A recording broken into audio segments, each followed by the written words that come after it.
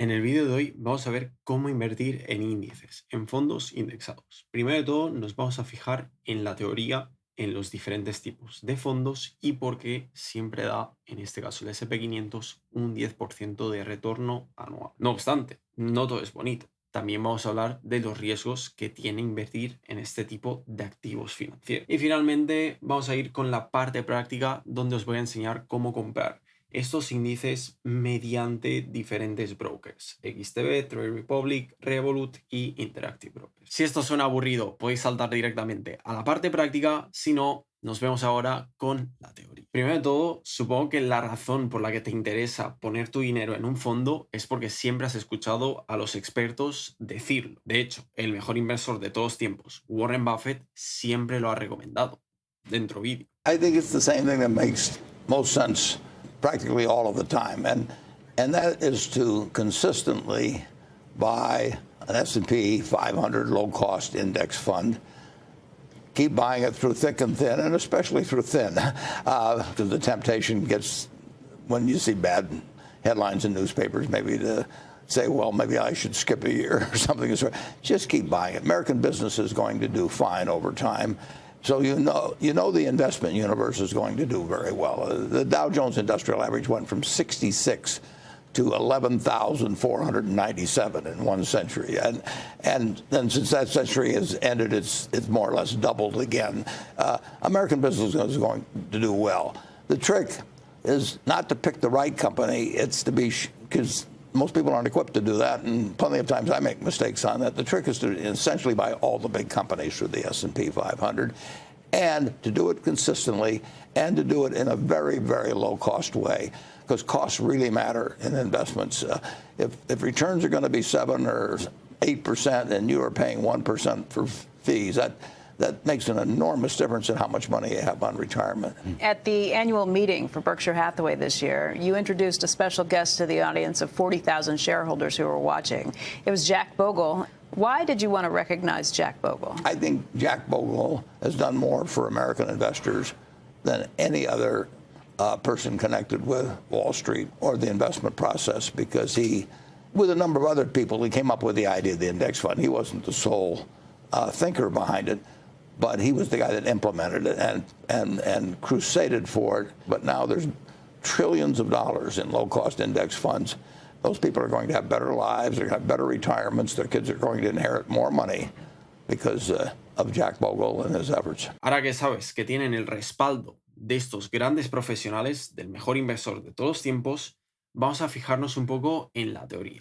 Primero de todo, decir que un índice no es nada más ni nada menos que una lista, como una lista de la compra, una lista de acciones, un conjunto. Y puede ser muy diferente. Puede ser una lista de acciones tecnológicas, una lista de las mayores acciones de Estados Unidos, o bien una lista con acciones de todos los países del mundo. No obstante, nosotros como tal no podemos invertir en estas listas, en estos índices, sino que tenemos que invertir en un activo que siga esta lista. Estos activos que siguen las listas pueden ser o bien ETFs o bien mutual funds, fondos de inversión.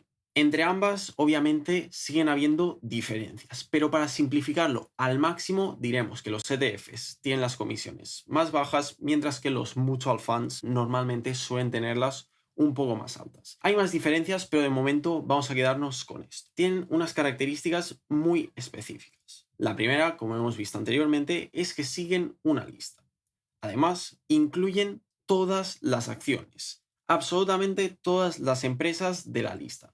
No solamente intentan seleccionar a las empresas ganadoras. La clave y su objetivo es seguir el comportamiento, el retorno de esa lista. No es ni mejorarla ni empeorarla.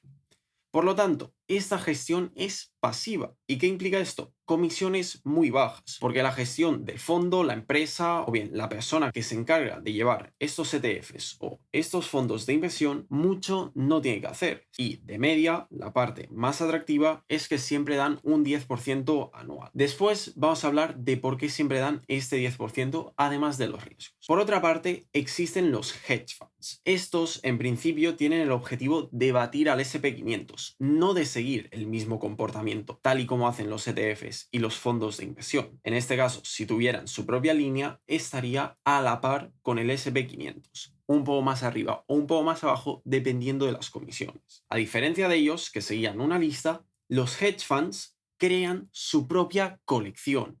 ¿Qué quiere decir esto? En vez de seleccionar a todas las empresas que están en la lista, escogen las empresas que piensan que van a ganar. No tienen por qué estar en una lista, incluso pueden ser empresas que no están en la bolsa de valores, estas empresas se encargan de escogerlas. ¿Cuál es el problema? Que intentan escoger ganadores, pero a veces también la tesis puede fallar y pueden escoger una empresa perdedora. Con lo cual, muchas veces esta línea que veis aquí se convierte de hecho en el S&P 500, mientras que los hedge funds acaban siendo esta línea con un retorno bastante menor. Con lo que os acabo de explicar, ya sabéis que la gestión va a ser activa, la persona que se encarga de llevar este fondo va a cobrar muchísimas comisiones, muchísimo dinero y la verdad es que el retorno va a ser muy incierto. Va a depender de qué tan buena es esta persona en batir al mercado. Y como sabéis, muy poca gente es capaz de batir al mercado. Por eso mismo, Warren Buffett, que es considerado el mejor inversor de todos tiempos y que ha batido al mercado durante años y años, recomienda este tipo de inversión para la mayoría de gente. Tanto gente con formación en finanzas, en economía, como gente que no tiene esta formación. Porque al fin y al cabo, tener esta formación no te garantiza en ningún caso ser capaz de batir al mercado. ¿Son los fondos indexados mejor que acciones individuales? En principio tienen unas características que los hacen muy atractivos. La primera característica es que proporcionan diversificación. Al poseer las 500 mayores empresas de Estados Unidos, si Apple tiene un mal año, nuestro retorno no se va a ver demasiado afectado. En cambio, si nosotros seleccionamos acciones individuales y apostamos fuertemente por Apple, imaginaos, la convertimos en un 80% de nuestro portfolio. Obviamente, si Apple tiene un mal año, nosotros vamos a sufrir. Además, proporcionan protección de escoger malas empresas. Diversification is a protection against ignorance. I mean, if you want to make sure that nothing bad happens to you relative to the market, you own everything. There's nothing wrong with that. I mean, that is a perfectly sound approach for somebody who does not feel they know how to analyze businesses. If you know how to analyze businesses and value businesses, it's crazy to own 50 stocks or 40 stocks or 30 stocks probably, because there aren't that many wonderful businesses. Consecuentemente, invertir en estos fondos indexados, en estos grupos de grandes empresas, conlleva un menor riesgo que las acciones individuales. Y os estaréis preguntando, Chris, ¿pero por qué estas empresas siempre dan un 10% de retorno de media anual? Bien, la primera razón es obvia, son empresas muy bien establecidas que todo el mundo conoce y además que tienen resultados muy sólidos. Pero incluso cuando estas empresas no acaban de presentar los mejores resultados del año, siguen subiendo. ¿Por qué? La principal razón es la pérdida del valor del dólar. Desde el 1947 hasta el día de hoy, el dólar ha perdido un 93% de su valor. La inflación completamente se carga el valor de nuestro dinero que no está invertido, del dinero que se queda siendo dinero físico. Pasa justamente lo contrario con nuestros activos. Las casas, las acciones se aprecian en valor. Es una forma de protegerse contra la pérdida del valor del dinero. Por esta misma razón, 1.000 euros invertidos en el S&P 500 en el 1947 se hubieran convertido en más de 400.000 euros a día de hoy. Por ende, invertir es nuestro escudo contra la inflación, contra la pérdida del valor del dinero. Claro, esto suena todo extremadamente bonito. Compramos ETFs que siguen al S&P 500 y ya está, la vida resuelta, ¿verdad? Sí y no. De entrada, a día de hoy hay un par de riesgos que anteriormente en la historia no están presentes. El primero de ellos es la alta concentración. El S&P 500 se ha convertido en un índice donde predominan las empresas tecnológicas. Hay 5 o 7 empresas que se conocen como las Magnificent Seven y tan solo estas 7 empresas forman más del 30% del S&P 500, mientras que los otros constituyentes del S&P 500 forman la parte restante, es decir, un 70%. como veis, hay este desbalance. Y obviamente, las empresas más grandes no tienen por qué ser siempre las más buenas. Es decir, Microsoft, Google, Apple son empresas espectaculares que han dado unos retornos durante las 2 últimas décadas impresionantes, pero esto no garantiza que sigan dando el mismo retorno durante las 2, 3, 4 siguientes décadas. Y no porque estas empresas no sigan innovando, sino porque es mucho más fácil crecer pequeñas empresas de forma exponencial que no seguir creciendo empresas ya muy bien establecidas, que tienen ya capitalizaciones de mercado de 3, 4 trillones. Para duplicar nuestro dinero tendrían que crecer de 4 a 8 trillones. Y 8 trillones es ya una cantidad de dinero que supera el GDP de muchos países combinados. Por último, muchos expertos han advertido de la desconexión entre el precio al que la gente está dispuesta a comprar estas empresas, estos índices,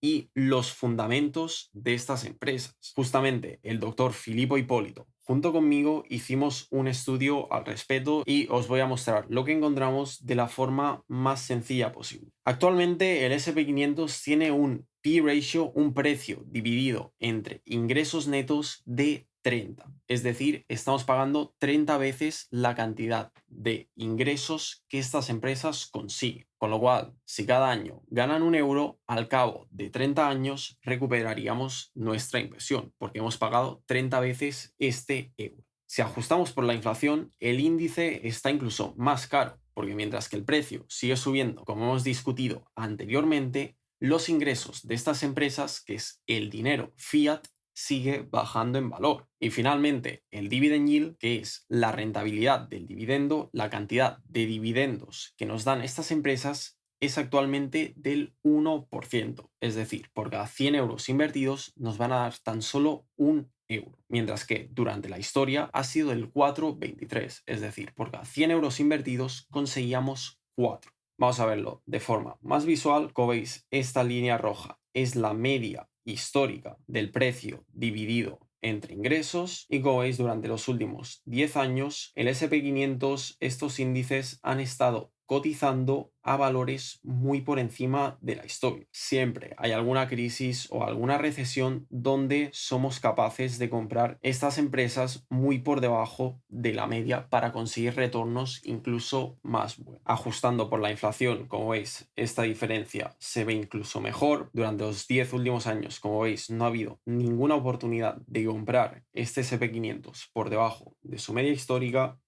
Durante los últimos 25, como veis, hubo la crisis del 2000, donde la gente sí que pudo comprar el S&P 500 a unas valoraciones muy atractivas, y a medida que hacemos este gráfico más y más grande, vemos que siempre existen periodos de tiempo donde el S&P 500 está barato comparado con periodos donde el S&P 500 está extremadamente caro. Y más de lo mismo para la rentabilidad del dividendo. Como veis, durante los últimos 40 años no ha habido ninguna oportunidad de comprar el S&P 500 a un 4% de rentabilidad. Ahora sí, la parte que todos estabais esperando. Vamos a coger mi teléfono móvil y os voy a enseñar cómo podemos comprar estos fondos indexados con diferentes plataformas. Lo vamos a hacer con 4. Espero de todo corazón que tengas alguna de estas plataformas y lo puedas seguir. Si no, pregúntanos en los comentarios y seguro que alguien muy majo de esta comunidad te va a ayudar, o si no, yo te voy a responder. Vamos allá. Primero de todo, vamos a empezar con Trade Republic, porque me parece que es el que lo tiene mejor organizado de todos ellos. Podéis ver aquí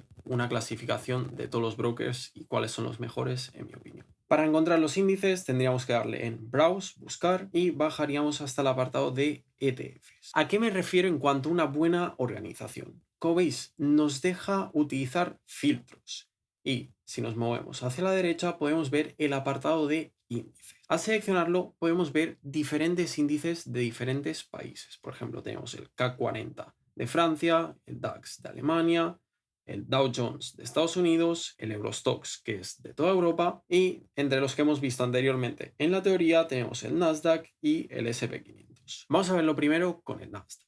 Seleccionamos y aplicamos. Como veis, nos salen diferentes resultados, diferentes ETFs que siguen la misma lista. Son iguales, pero hay un par de diferencias. Primero de todo, tenemos quién lo maneja. En este caso, hay algunos que son de Xtrackers, otros de iShares, otros de GlobalX y también tenemos a Amundi por aquí. Esto vendría a ser como la persona que se encarga de gestionarlo, pero en este caso, para los ETFs, como están manejados de forma pasiva, normalmente suele ser toda una entidad, toda una empresa. Otra diferencia muy importante que estáis viendo en pantalla es ACC o bien DIST. ACC significa Accumulation y DIST significa Distribution. Como ya sabréis, hay muchas empresas que pagan dividendos. Entonces, algunos de estos ETFs te van a distribuir el dividendo a ti para que tú hagas lo que tú quieras con el dividendo. En este caso son los que entre comillas ponen DIST, mientras que los otros directamente cuando cobran el dividendo lo reinvierten en todas estas empresas que forman el índice. Vamos a seleccionar este, por ejemplo, y como veis nos informan por aquí. El dividendo se acumula, es decir, lo reinvierten directamente en todas las empresas. Aquí tenemos la explicación. All dividends in the fund are reinvested. Otro elemento súper importante es el annual cost. Como veis, esta es la comisión que se llevan, que es un 0,3%. De cada 100 euros se llevarían 30 céntimos por manejar de forma pasiva este ETF. Sin duda alguna, si hay que fijarse en algo, es el coste, ya que el coste se va a cargar nuestros retornos. En cambio, se acumulan o no el dividendo va a depender de nuestros objetivos financieros. Yo recomendaría siempre reinvertir el dividendo, pero personalmente no soy muy fan de los ETFs que lo acumulan. Prefiero cobrarlo yo y distribuirlo yo en qué acciones o en qué ETFs son más atractivos en ese momento. Pero como os he dicho, para los gustos, los colores. Lo realmente importante es el coste. Y como veis, el de iShares tenía un 0,30%. En este caso tenemos otro ETF que sigue el Nasdaq, pero que es de otra empresa. Amundi es la empresa que gestiona justo este ETF que también sigue al Nasdaq. El coste de esta es mucho menor, 0,22%. En vez de llevarse 30 céntimos por cada 100 euros, se llevarían 22. El coste del Nasdaq, que es la lista de las empresas tecnológicas, es bastante elevado. Y me diréis, Chris, pero ¿cómo podemos ver la lista de las empresas? Súper sencillo. Le daríamos al ETF que nos interesa, bajaríamos y como veis tenemos aquí un apartado de Insights. En el Insights tenemos compañías, industrias y países. Si le damos en compañías, podemos ver que el 10% de este ETF está invertido en Nvidia, un 9%, Microsoft 7%, Apple, Amazon 6% y un 5% en Broadcom. Cuanto más grande sea la empresa, más parte de nuestro dinero irá invertido en esta empresa. Actualmente la empresa más grande de todas es Nvidia, que ha superado los 4 trillones de capitalización, pero en el pasado era Apple. A medida que vayan cambiando y otras empresas sean más grandes que otras, automáticamente la lista cambia y la distribución del ETF cambia correspondientemente. Para que veáis que esto es verdad, si nosotros buscamos Nasdaq List of Companies y bajaríamos hasta el Nasdaq 100, que es justamente el ETF que estamos mirando. Y como veis se corresponde. Nvidia es la primera, Microsoft es la segunda, Apple la tercera, Amazon cuarta. En este caso, Meta y Broadcom están intercambiadas, pero como podéis ver, son básicamente las mismas empresas. Claro, el Nasdaq está centrado solamente en tecnología. Vamos a ver, por ejemplo, el S&P 500, que es el fondo que Warren Buffett siempre recomienda comprar. Hay incluso más resultados, 46. Es un fondo, obviamente, mucho más famoso, con mucha más demanda y por ende se van a crear más activos financieros que lo sigan. La teoría es básicamente la misma y nuevamente yo os recomendaría siempre fijarnos en el coste. En este caso, como veis, el coste es muchísimo más bajo. 0,07%. De cada 100 euros invertidos se quedarían con 7 céntimos, comparado con los 30 céntimos que se llevaban anteriormente por la gestión de un fondo enfocado en tecnología. Más de lo mismo, si entramos aquí en Insights, podemos ver todas las empresas del fondo. Nvidia sigue siendo la más grande, con lo cual se lleva la mayor parte del pastel. Después Microsoft, Apple, Amazon, Meta, tal y como hemos visto anteriormente. Otra cosa que quizás os sorprende es que cada uno de estos ETFs tiene un coste diferente. Por ejemplo, una acción del ETF Core SP500 en modo acumulación vale 576 euros. Pero por ejemplo, si entramos aquí en otro SP500 de Amundi, como veis, este vale muchísimo menos. Este coste simplemente dependerá de cuántas acciones tiene cada ETF y cuánto de grande es. La grandía de este fondo es de 5,915 billones de euros, mientras que el primero que habíamos visto es de 107,1 billones de euros, es decir, mucho más grande. Si no me equivoco, el más famoso es el SPDR del SP500, ya que tiene el coste exactamente, como veis por aquí,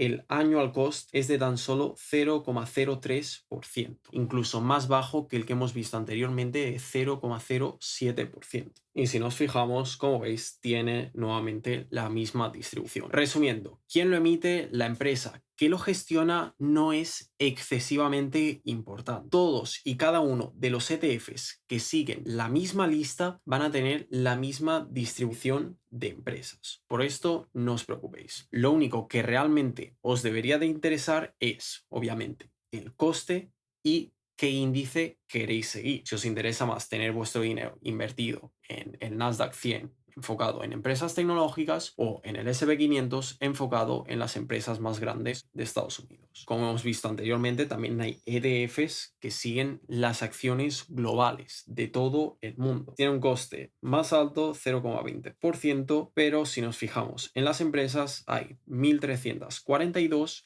y nuevamente Nvidia sigue recibiendo la mayor parte de estas inversiones. De la forma en la que están construidos estos ETFs, cuanto más grande la empresa, más dinero va a recibir. Por ende, si nos fijamos en los países, vemos que Estados Unidos se lleva un 72% del dinero que va invertido a este ETF. Es un ETF global del mundo con 24 países, pero las empresas de los Estados Unidos son las más grandes, con lo cual reciben más dinero. Comprar ETFs en Trade Republic sale a 1 euro por operación. Me diréis, Chris, 1 euro no es para tanto. Sí, tenéis razón, pero no les quiero regalar mi dinero. Con lo cual, algo que recomiendo es que os hagáis la tarjeta virtual de Trade Republic, pagad con ella todos los gastos que tengáis cada mes y de esta forma recibiréis un 1% de descuento en todas las inversiones y podréis invertir de forma gratuita. Es decir, si queréis comprar cualquiera de estos ETFs, no tendréis que pagar el euro. Esto es muy fácil de hacer, simplemente tendríais que ir en los beneficios y cambiar vuestro plan de SafeBack. En este caso iríais en Manage,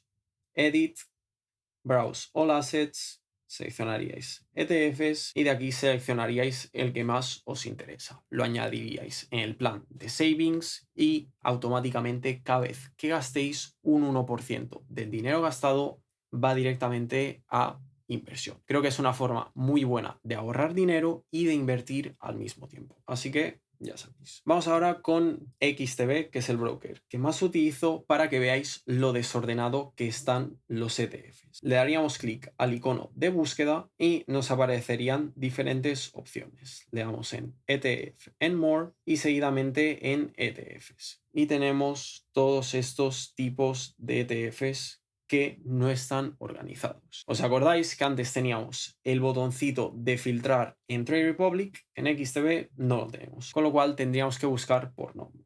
Por ejemplo, si queremos el SP500, buscaríamos el nombre y como veis las opciones siguen siendo muy variadas porque tenemos el SP500 dividido por sectores, utilities, materials, industrial, consumer staples, es decir, los básicos. Y otra cosa que tenemos en XTB que creo que es muy interesante dependiendo de cómo queréis jugar con los impuestos, con las retenciones, es que la oferta es de diferentes países. Todos ellos siguen el SP500, pero hay algunos que son de Alemania, .d, y otros que son de UK, del Reino Unido, e incluso otros que son de .fr, Francia, Con lo cual, si entramos aquí, vemos que tienen las mismas empresas, pero por cuestión de impuestos quizás nos interesa más tenerlo en el Reino Unido o tener nuestro activo que sigue al SP500 en Alemania. ¿Y por qué es tan interesante tenerlo, por ejemplo, en el Reino Unido? Como hemos visto anteriormente, si son DIST, significa que distribuyen el dividendo. Y adivinad qué pasa en el Reino Unido, que no hay que pagar retención. Si compramos una empresa española, nos van a retener un 19%. Las de Estados Unidos, un 30 o un 15 si hemos rellenado el W8BEN, pero en el Reino Unido la imposición es del 0%, con lo cual este dividendo automáticamente llega a nuestro bolsillo. Otra cosa muy importante que se me ha olvidado mencionar es que en Trade Republic, como veis, hay algunos ETFs que salen con USD, otros que salen con euro. Básicamente esto nos dice de qué forma están siendo negociados estos ETFs. El de iShares, por mucho que nosotros no lo veamos aquí, está siendo negociado en US dollars. Pero, como veis, a nosotros nos llega en euros, porque Trade Republic automáticamente hace este cambio. El SP500 euros lo estamos viendo directamente tal y como está siendo negociado, es decir, en euros. El DXTB sí que lo vamos a ver en diferentes monedas. Por ejemplo, este que estamos viendo en pantalla, pese a ser del Reino Unido, tiene aquí .uk, como veis, está siendo negociado, tenemos aquí la información en US dollars, con lo cual estos 672 son dólares. Y como veis, a la hora de comprar nos sale 672,21, pero como veis aquí automáticamente se pasaría a 579 euros. Aquí lo tenemos incluso mejor explicado. Si ordenas un ETF al precio actual de 672 US dollars, la conversión es del 0,86 y pagaríamos 579 euros. Con lo cual, Trade Republic simplifica todo este proceso al máximo para que no nos tengamos que preocupar, mientras que en XTB, al igual, es más complicado, pero está muy bien poder ver qué pasa detrás del ETF y por qué algunos tienen euros y otros dólares. Vamos ahora también con Revolut, iríamos a Invest y seguidamente en Trade. Tenemos oferta de 1.472 ETFs. Nuevamente, no tenemos la opción de filtrar tal y como la teníamos en Trade Republic. Sinceramente, no sé qué les cuesta tanto añadir a los brokers la opción de filtrar, especialmente la de filtrar por índice, ya que creo que esto salvaría muchas confusiones. Aquí vemos diferentes sectores nuevamente, Dividend Aristocrats, que este básicamente agrupa acciones que pagan dividendos, en este caso pone aquí High Yield Dividends, Altria, Verizon, CVS, APA, todos estos tienen dividendos muy altos. Altria, si no me equivoco, está entre un 7 y un 8%, Verizon más de lo mismo, CVS 4 o 5%, y esta oferta de ETFs está pensada para gente que necesita dinero. Como veis, está en modo distribución, consecuentemente recibiríamos todos estos dividendos. No están en modo reinversión, tal y como hemos visto en los tipos de ETFs que tenían accumulation. En este caso, lo que no me acaba de gustar ni de Revolut ni de XTB es que cuesta mucho encontrar el ETF que realmente te interesa. En cambio, en Trade Republic era la cosa más fácil de la historia con la capacidad de filtrar. Vamos ahora con el último broker, Interactive Brokers. Buscaríamos en la lupita el ETF que nos interesa. Imaginemos, es S&P 500 y filtraríamos por stocks en ETFs. Y tenemos aquí tanto el Vanguard SP500 como el SPI de SPDR, que son los que tienen las comisiones más bajas de todos. Veríamos que el expense ratio es nuevamente 0,03%, tal y como el SPY, que tiene un 0,0945. En este caso, el SPY es algo más caro. Iríamos en holdings y como veis nuevamente Nvidia es el holding más grande. Microsoft segunda más grande, Apple tercera, Amazon cuarta, Meta quinta, tal y como hemos visto anteriormente. Si entramos en el Vanguard Holdings, vemos aquí una distribución algo diferente, con Microsoft siendo el holding más grande seguido por Nvidia. Tenemos aquí de forma algo más visual dónde se encuentra cada empresa, y en cuanto al dividendo, como veis, es del 1,14% y en este caso nos lo pagan. Algo que también os podría interesar es que el beta es del 1 y el alfa del 0. Beta es cuánto de bien sigue al mercado. El mercado, en este caso, es el SP500, con lo cual el beta es de 1 porque sigue de forma exacta los retornos, la distribución del mercado.